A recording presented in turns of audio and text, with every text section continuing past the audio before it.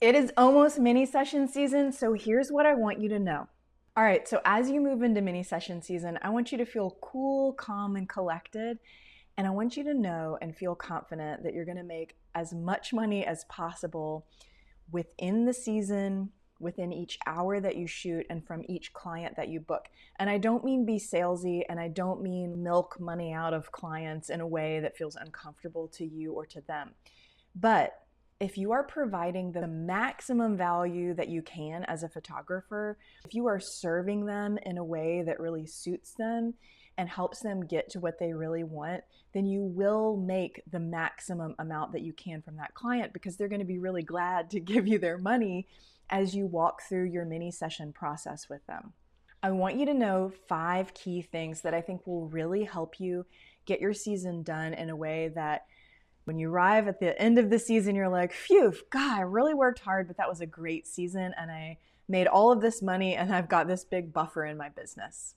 We're gonna go over when you should promote, how to run an early bird special, how to automate those sales on the front and back end, and then most importantly, and maybe most controversially, whether or not you should offer all of the digitals. And then one kind of bonus feature that I don't feel like a lot of people talk about that I'll tell you at the end, which is something that I am trying out this season in a new way. And I want to talk about what I'm doing, and then maybe we can check in with each other after the season and see how it's gone. So first up, when do you start promoting these mini sessions? Thing number 1 to know is that mini sessions should never be some sort of last ditch effort in your studio to bring in some cash flow. If you're doing it that way, mostly I think people can feel that weird, desperate urgency on your end. So look, it is, what month is this? It's August. So we're at the beginning of our Q4 arc, right? We're not quite in it, but we should be thinking about it. So if you are starting now, it is an excellent time to not sound desperate and to get a real strategy behind your mini sessions and behind what you're going to offer and how you're going to offer it. So the short answer to the question when to start promoting is right now.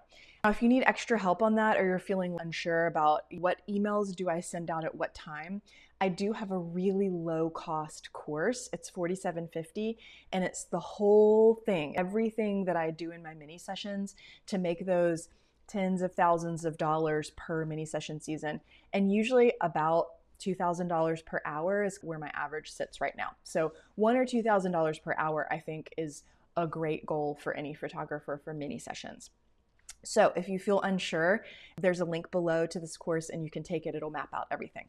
But anyway, the short answer is right now. So if you've got an email list or however it is you're contacting your clients, now is the time to start. Warm them up to the idea, get them used to the fact that there's an end date to these mini sessions and they can't just reach out at any time and get this great price. You want to start talking to them right now.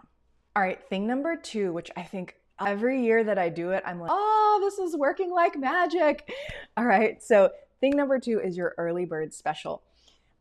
I usually run mine in May, and then I run a second one kind of towards the end of the summer, so now-ish.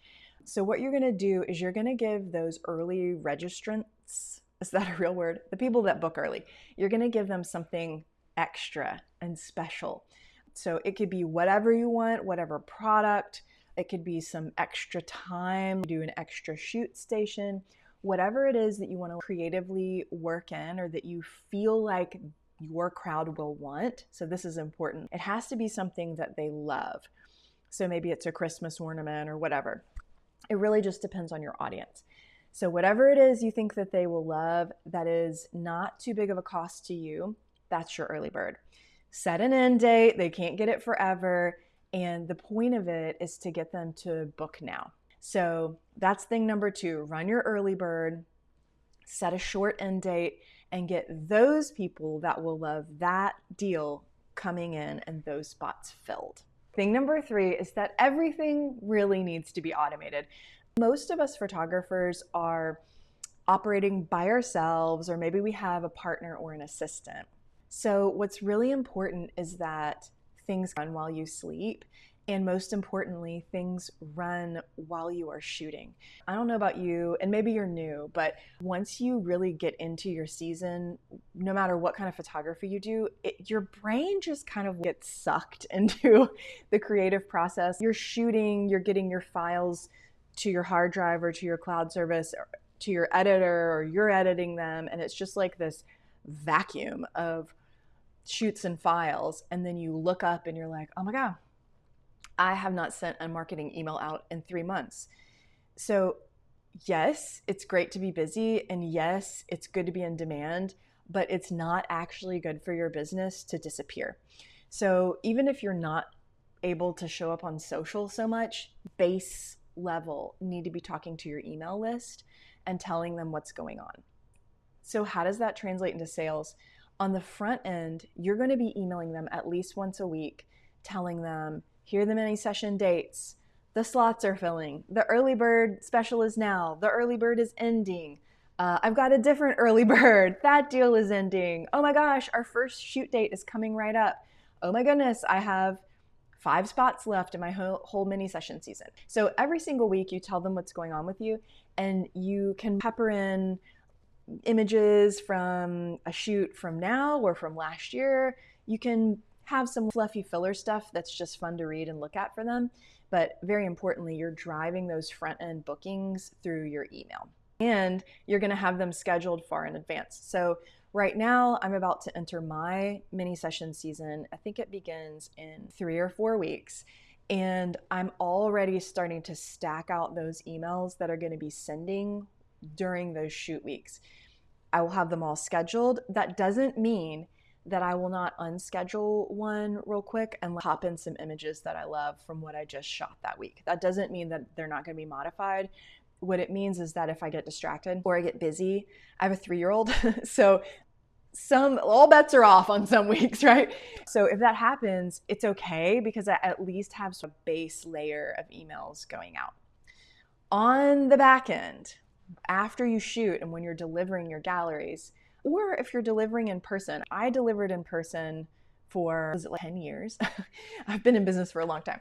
So whether you're selling in person or whether you are going to do gallery sales, automate the emails that are important. So for in person, I would say if you need to set up an ordering appointment with them, have that email go out and have a session or a Calendly link in the email where they can go ahead and get themselves scheduled. Or if you're doing gallery sales, which is what I primarily do now as a single mom who I can't really get back out there in the week too much, so I've kind of shifted. So for mine, what's really important is a whole email campaign, whole automated arc of emails that goes out after that gallery release. This will save you. It will save your bacon during shoot season. So highly recommended on the front end and on the back end, automating everything. All right, are you ready for the big question?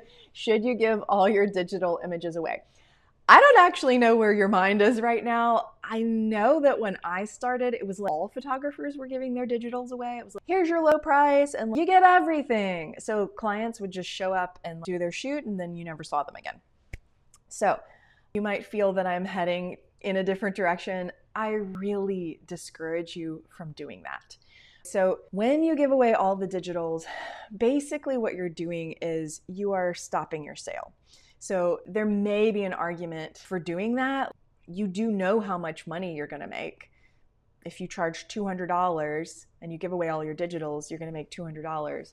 But why not charge $200 and give away something, a digital or a print or something, and then on the back end, make a sale so you make more?